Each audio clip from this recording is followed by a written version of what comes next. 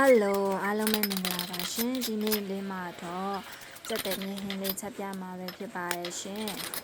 ပထမအဦးဆုံးမော်နော်စက်တုပ်ကြီးစက်တုံလေးစပလင်ချင်းကိုမြင်းမြတ်ထားထားရဲ့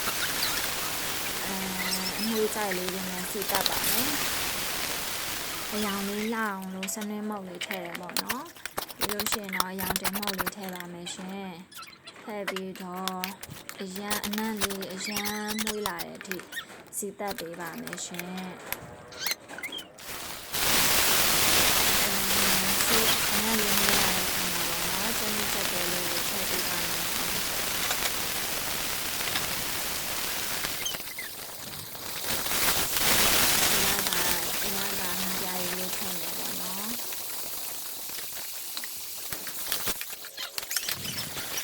ချိုးမောက်လေးနည်းနည်းထည့်ပါတယ်မွေးရဲ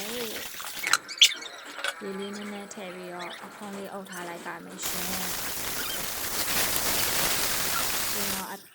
အသားလေးတွေလည်းကတင်ပြီးအနံ့လေးလည်းအရန်မွှေးလာတဲ့အချိန်မှာစုံစေးထားတဲ့ရေလေးထည့်တယ်ပေါ့နော်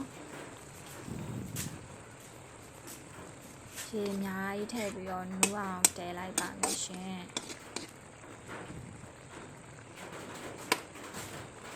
ရတာလေးမြည်လိုက်ပါတယ်နေတော့ပဲဆိုတဲ့အတွက်ရေခမ်းတဲ့အထိအခွန်အုပ်ထားလိုက်ပါမယ်ရှင်ရေခမ်းလို့နေပါဖြစ်ပါပြီအဲဒီအချိန်မှာနူးလားမနူးလားစမ်းကြည့်မယ်ပေါ့နော်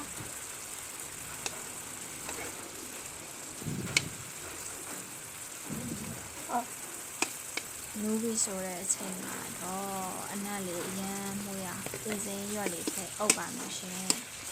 အဲ့ပြင်စင်ရွက်ရဲ့အနံ့လေးကိုအရန်ကြိုက်တာလေ